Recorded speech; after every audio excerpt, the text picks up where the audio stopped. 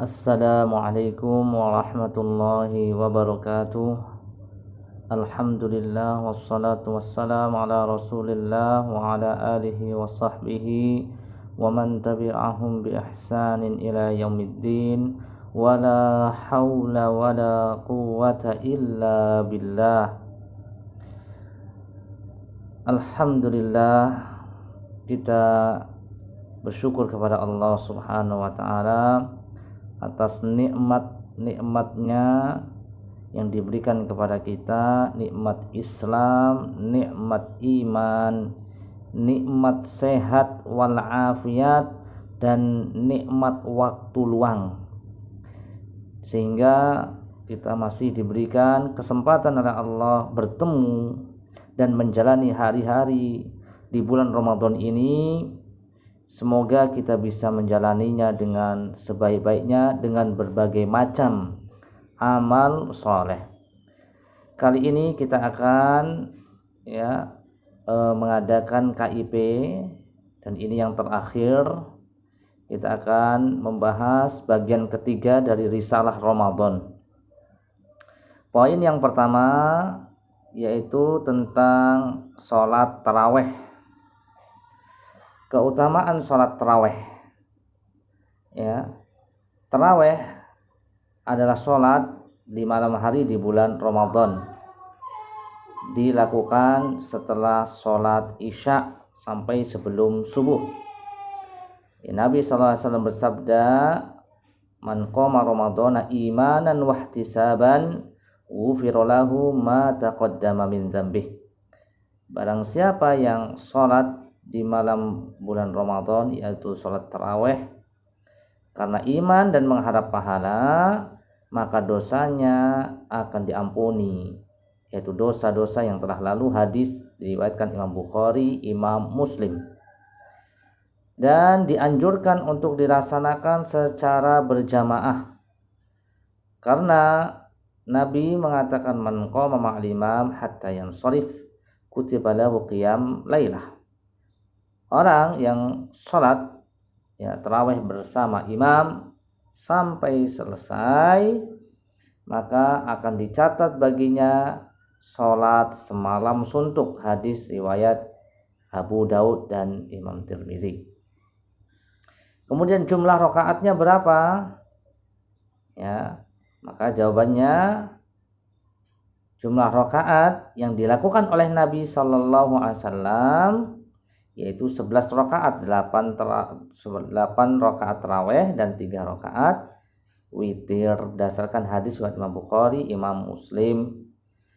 Dari Aisyah radhiyallahu anhu, beliau mengatakan Nabi SAW tidak pernah menambah jumlah rakaat lebih dari 11 rakaat, baik ketika bulan Ramadan maupun di luar Ramadan. Hadis riwayat Imam Bukhari, Imam Muslim. Bagaimana jika lebih dari 11 rakaat? Maka berdasarkan keumuman hadis, sholatul laili masna masna, sholat malam itu 2 rakaat, 2 rakaat. Artinya lebih dari 11 itu tidak mengapa. Sebagaimana diriwayatkan dalam hadis yang lainnya, bahwa Atha bin Rabah mengatakan, saya menjumpai sekelompok orang melaksanakan sholat 23 rakaat dengan witirnya. Dan Atha ini termasuk tabi'in yang menjumpai para sahabat. Demikian, wallahu a'lam. Yang lebih afdal, lebih utama, khairul hadi hadi Muhammad. Sebaik-baik petunjuk adalah petunjuk Nabi Muhammad sallallahu alaihi wasallam. Jika ingin mengambil yang afdal 11 rakaat, maka itu yang lebih baik. Jika melebihi dari 11 rakaat juga tidak mengapa. Poin selanjutnya kita akan membahas tentang Lailatul Qadar. Lailatul Qadar disebutkan dalam surat Al-Qadar, "Inna anzalnahu fi Lailatul Qadar." Sungguhnya kami turunkan Al-Quran pada Lailatul Qadar. Wa ma adraka ma Lailatul Qadar. Apa itu Lailatul Qadar? Lailatul Qadri khairun min alfi syahr. Lailatul Qadar itu lebih baik daripada 1000 bulan. 1000 bulan kira-kira berapa tahun? Ya 1000 bulan kira-kira 83 tahun 3 sampai 4 bulan, ya sisa 3 atau 4 bulan. Jadi 83 tahun ya lebih, ya kira-kira lebihnya 3 bulan atau 4 bulan. Oh, luar biasa. Seorang yang bisa beribadah pada malam itu nilai ibadahnya seperti ibadah selama itu 83 tahun 4 bulan. Masya Allah, jangan sampai terlewatkan bagi seseorang untuk ya menggunakan waktu yang sangat baik. Lailatul Qadri khairun min alfi syahr. Pada malam itu juga diputuskan segala perkara yang ditetapkan, ditentukan rezeki, ajal, dan segala sesuatu yang akan terjadi di tahun tersebut. Sebagaimana firman Allah, sungguh kami menurunkan pada satu malam yang diberkahi, dan sungguhnya kamilah yang memberi peringatan. Pada malam itu diputuskan segala urusan yang telah ditetapkan. Keputusan dari kami, sesungguhnya kami mengutus para rasul. Surat Ad-Dukhan ayat 3-5. Bagaimana sikap seorang muslim ketika menemui Lailatul Qadar? Hendaknya dia menghidupkan Lailatul Qadar. Bangun, ya, tidak tidur, dan menghidupkannya dengan berbagai macam amal ibadah, membaca Quran, sholat taraweh, sholat malam, ya, atau dia berzikir, ya, beristighfar, bertasbih, dan yang lainnya. Apa yang bisa dia lakukan untuk beribadah, lakukan pada malam-malam Lailatul Qadar.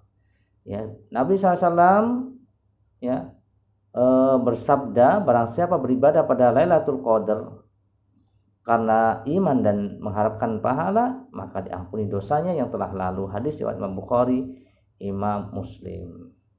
Lailatul Qadar itu biasanya terjadi pada malam ganjil di 10 malam terakhir di bulan Ramadan. Yang berdasarkan hadis dari Aisyah radhiyallahu anha, bahasanya Nabi SAW setelah menghidupkan 10 malam terakhir di bulan Ramadan, beliau bersabda, cari malam Qadar itu di malam ganjil pada 10 malam terakhir bulan Ramadan.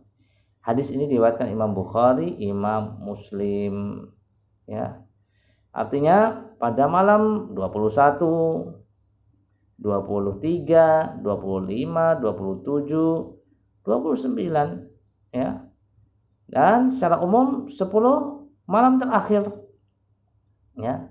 10 malam terakhir. Ya, berdasarkan hadis dari Ibnu Umar, Nabi SAW bersabda tentang Lailatul Qadar, cari. Kata Nabi, cari di 10 malam terakhir. Berarti bisa saja malam genap atau malam ganjil. Karena Nabi secara umum mengatakan cari di 10 malam terakhir. Jika tidak mampu, jangan sampai ketinggalan ibadah di 7 malam terakhir. Hadis riwayat Imam Muslim. Tidak ada yang tahu Lailatul Qadar pada malam yang keberapa dari 10 malam terakhir. Kenapa? Karena supaya seorang muslim itu betul-betul ya bersemangat sampai titik akhir di bulan Ramadan, hari terakhir, malam terakhir di bulan Ramadan. Itulah hikmahnya Lailatul Qadar dirahasiakan, ya, keberadaannya, ya. Kemudian apa yang bisa dilakukan pada Lailatul Qadar? Banyak sekali ibadah-ibadah yang bisa dilakukan pada 10 malam terakhir, seperti iktikaf, ya. Bahasanya Nabi SAW beriktikaf pada malam terakhir bulan Ramadan sampai Allah mewafatkan beliau. Hadis riwayat Imam Bukhari, Imam Muslim. Kemudian yang kedua, menghidupkan malam dengan ibadah dan membangunkan keluarga untuk ibadah. Jadi dia berjaga maksudnya bangun, ya, tidak tidur. Kemudian membangunkan keluarga yang lain untuk membaca Quran, berzikir, ya, artinya begadang untuk beribadah di situ, ya. Berdasarkan hadis bahasa Nabi SAW ketika masuk 10 malam terakhir, ya, Nabi SAW mengencangkan sarungnya, membangunkan keluarganya, dan menghidupkan malamnya. Hadis riwayat Imam Bukhari, Imam Muslim. Kemudian yang ketiga, mandi, berhias, memakai minyak pada waktu antara maghrib dan isya. Terus apa tanda-tanda ya malam Lailatul Qadar? Ini hanya sekedar tanda ya. Artinya tidak bisa untuk menetapkan ya. Dasarkan hadis Ibnu Abbas radhiyallahu anhuma, Nabi SAW bersabda tentang Lailatul Qadar, dia adalah malam yang indah, sejuk, tidak panas, tidak dingin. Di pagi harinya matahari terbit dengan cahaya yang merah yang tidak terang. Ini hanya tanda saja. Ya, yang jelas ya, tidak di satu pun orang yang bisa memastikan gitu ya. Tidak ada yang bisa memastikan ini malam Lailatul Qadar. Ya. Karena Nabi mengatakan cari di 10 malam terakhir. Cari, pokoknya cari sampai terakhir. Ini hanya sekedar tanda yang dijelaskan. Ya. Apa yang diucapkan ketika pada malam-malam tersebut, pada Lailatul Qadar 10 malam terakhir, ya, yang diajarkan oleh Nabi SAW adalah doanya banyak membaca doa Allahumma innaka afuwun tuhibbul afwa fa'fu anni. Ya Allah, sungguh engkau zat yang maha pemaaf, maka maafkanlah diriku. Hadis sahih diriwayatkan Imam Tirmidzi. Poin selanjutnya yang akan kita bahas adalah permasalahan iktikaf. Pertama, iktikaf pengertiannya adalah tinggal di masjid dengan niat, ya, dengan niat tertentu dan dengan tata cara tertentu. Hukum iktikaf apa hukumnya? Sunnah, kecuali kalau dia memang bernazar untuk iktikaf, maka berubah hukumnya menjadi wajib karena nazar, sebagaimana nazarnya sahabat Umar bin Al-Khattab berdasarkan hadis riwayat Bukhari, Imam Muslim. Di mana tempatnya iktikaf? Iktikaf itu tempatnya di masjid. Kan firman Allah surat Al-Baqarah 187, wala tubashiruhunna wa antum aqifuna fil masajid. Jangan kalian melakukan hubungan suami istri ketika kalian sedang beriktikaf di masjid. Artinya iktikaf di masjid tempatnya. Ya, kapan mulai iktikaf? Ya mulai subuh ya. Artinya saat subuh di masjid, setelah itu dia artinya berniat ya. Setelah itu dia iktikaf. Dia iktikaf. Kemudian rukun iktikaf ada 3. 1 niat, 2 masuk di dalam masjid, kemudian yang ketiga menetap di masjid. Pembatal iktikaf apa? Yang pertama berhubungan suami istri, kedua keluar masjid tanpa kebutuhan, yang ketiga haid dan nifas, 4 gila atau mabuk. Adapun perkara yang dibolehkan ketika iktikaf, menyibukkan diri dengan kegiatan yang tidak bermanfaat baik ucapan maupun perbuatan yang diperbolehkan ini. Artinya jangan sampai yang diharamkan ya. Sesuatu kira-kira yang memang boleh ya, enggak masalah. Tidak mau berbicara ketika iktikaf. Nah, ini boleh-boleh saja. Mandi ketika iktikaf. Kalau mandi ya sifatnya kebutuhan. Jika memang karena dia mimpi dan harus junub, mandi junub, ya itu wajib. Atau mandi karena memang sudah kotor badannya, sudah nggak enak badan, ya boleh. Kemudian kalau mandi tidak dibutuhkan maka terlarang, seperti hanya mendinginkan badan dan yang lainnya. Ya, jadi sifatnya dibutuhkan. Hal-hal yang dimakruhkan ketika iktikaf, keluar masjid tidak dibutuhkan, tidak ada kebutuhan mendesak. Yang kedua, mengeluarkan sebagian anggota badan dari masjid tanpa kebutuhan. Yang ketiga, makan, minum, tidur, dan berbicara. Ya. Kemudian 4, berwudu di masjid. Yang kelima, bermuamalah dan melakukan perbuatan selain ibadah di masjid kecuali jual beli. Ya, artinya dia butuh untuk jual beli. Ya, artinya di luar, tetap harus di luar masjid. Menggunakan minyak rambut, parfum dan semacamnya. Bagaimana iktikafnya para wanita?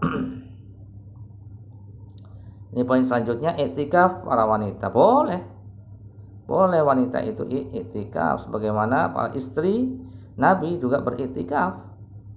Ya, berdasarkan hadis dari Aisyah, Nabi SAW melakukan iktikaf pada 10 hari terakhir di bulan Ramadan sampai Allah mewafatkan beliau. Kemudian para istri beliau juga beriktikaf setelah beliau meninggal. Hadis riwayat Imam Bukhari, Imam Muslim.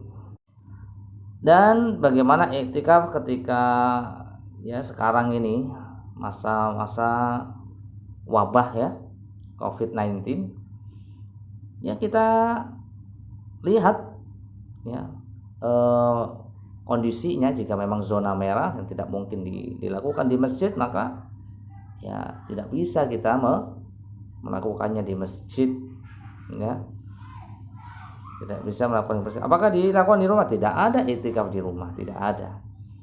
Tadi sudah kita bahas tempat iktikaf itu di masjid. Semoga niat kita untuk iktikaf diganjar oleh Allah Subhanahu wa ta'ala. Yang jelas kita mempunyai niat dan niatkan untuk iktikaf. Jika memang kondisinya tidak bisa ya, maka kita bisa mendapatkan pahala walaupun kita tidak melakukan. Pahala sesuai dengan niatnya. Nabi SAW bersabda, "Idza maridul abdu aw safara kutiba lahu mithlu ma kana ya'mal muqiman sahihan." Jika seorang hamba sakit atau melakukan safar, perjalanan jauh, ya artinya uzur, maka dicatat baginya pahala sebagaimana kebiasaan dia ketika mukim dan ketika sehat. Hadis Imam Bukhari, Imam Muslim. Ya, dijelaskan oleh Ibnu Hajar Al-Asqalani, hadis di atas berlaku untuk orang yang ingin melakukan ketaatan lantas terhalang dari melakukannya, seperti iktikaf tadi. Padahal sudah punya niat, kalau tidak ada yang menghalanginya, amal tersebut akan dijaga ya. Padahal ia sudah punya niatan, kalau tidak ada yang menghalanginya, amal tersebut akan dijaga rutin. Insya Allah ya, mudah-mudahan kita mendapatkan pahalanya walaupun kondisinya tidak bisa kita melakukan iktikaf di masjid. Selanjutnya kita akan membahas tentang qada puasa ya. Qada puasa, wa man kana minkum maridun aw ala safarin fa'iddatu min ayyamin ukhra. Allah Ta'ala berfirman, siapa di antara kalian yang sakit atau safar, maka hendaknya dia ganti qada ya, diganti, dibayar hutang-hutang dari puasanya di hari-hari yang lain selain bulan Ramadan. Wajib hukumnya ya, wajib. Apakah harus segera? Maka ya tidak juga. Apakah setelah itu bulan Syawal, setelah itu harus? Maka sebaiknya memang secepatnya untuk dibayar. Tetapi apakah boleh untuk ditangguhkan sampai bulan Sya'ban? Ya, berdasarkan hadis Aisyah, beliau mengatakan, saya memiliki tanggungan puasa Ramadan dan aku tidak mampu mengqadanya kecuali di bulan Sya'ban. Hadis riwayat Bukhari, Imam Muslim. Ya. Tidak harus berturut-turut. Ya, tidak harus berturut-turut. Kemudian bagaimana orang meninggal? Orang meninggal lalu dia punya hutang puasa. Maka dilihat, kalau hutang puasanya puasa nazar itu wajib, maka dia harus diqadha oleh ahli waris ya. Harus diganti dengan puasa juga oleh anaknya atau ahli warisnya. Ya, berdasarkan hadis Aisyah radhiyallahu anha, Nabi SAW bersabda, barang siapa yang meninggal dan dia memiliki utang puasa yaitu nazar, maka keluarganya yang mengqadanya. Jika selain puasa nazar seperti puasa Ramadan, maka cukup diganti dengan fidyah. Berdasarkan hadis Aisyah ya, apakah ada seorang yang bertanya ketika ibunya meninggal kepada Aisyah, apakah aku boleh mengqadanya? Aisyah menjawab, tidak perlu, namun kamu bersedekah satu hari ya, dengan setengah sa', yaitu bayar fidyah berupa bahan makanan untuk orang miskin. Hadis riwayat At-Tahawi disahihkan oleh Al-Albani.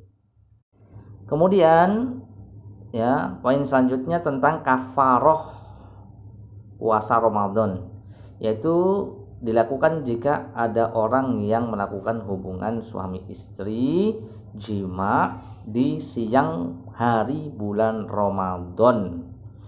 Maka ada sebuah hadis ya panjang, itu riwayat Imam Bukhari, Imam Muslim. Ada seorang laki-laki yang datang pada Nabi mengatakan, telah binasa saya wahai Rasulullah. Kenapa kamu? Saya berhubungan dengan istri saya di siang hari bulan Ramadan. Maka Nabi memerintahkan yang pertama, apakah kamu bisa memerdekakan budak? Orang itu menjawab tidak. Kemudian bertanya lagi, apakah kamu mampu berpuasa 2 bulan berturut-turut? Kata Nabi, orang itu menjawab tidak. Kemudian, apakah kamu bisa memberi makan 60 orang miskin? Tidak bisa, kata orang tersebut. Kemudian orang itu duduk. Lalu datang Nabi SAW membawa semangkok kurma. Sedekahkan kurma ini. Ya, sedekahkan kurma ini. Orang itu mengatakan diberikan kepada orang yang lebih miskin daripada kami.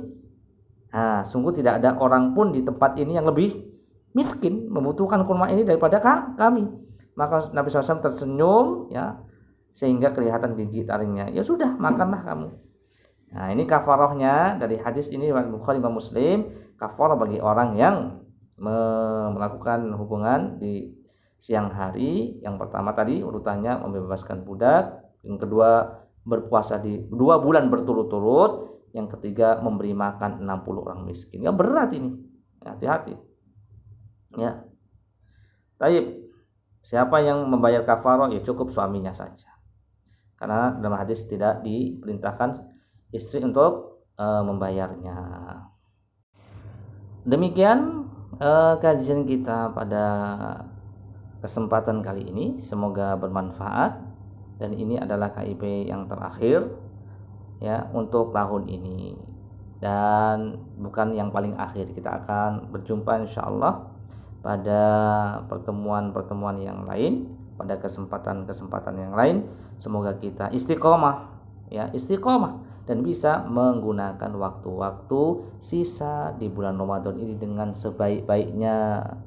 Jaga semangat dan ajak keluarga semuanya untuk semangat tilawah, sholat, ya, kemudian sedekah. Ya, apa yang bisa kita lakukan, ya, kita lakukan dengan sebaik-baiknya di bulan Ramadan, terutama di akhir di bulan Ramadan. Ya. Semoga bermanfaat. Wassallallahu ala nabiyyina Muhammad. Ya, subhanakallahumma wa bihamdika asyhadu an la ilaha illa anta astaghfiruka wa atubu ilaik. Assalamualaikum warahmatullahi wabarakatuh.